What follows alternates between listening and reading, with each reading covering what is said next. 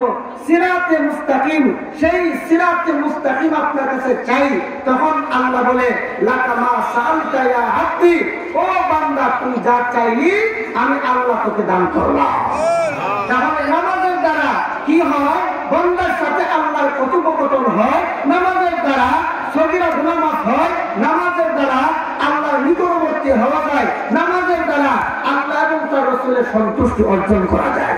মুআজ্জাজ হাজিরিন, কিন্তু অত্যন্ত দুঃখজনক বলে সত্য, আমাদের দেশের এক শ্রেণীর বাউল গোষ্ঠী আছে, আমাদের দেশের এক শ্রেণীর ভণ্ড বেদাতি বেঈমান কাযযাব দাজ্জাল আছে।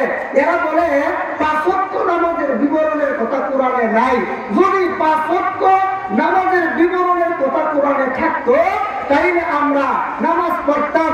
এরা বলে, মঞ্চে দাঁড়ায় বলে, দুনিয়ার কোন মৌলবী যদি থাকো তাহলে দেখাও ৫ ওয়াক্ত নামাজের কথা কোরআনে কোথায় আছে। কেমন কথা?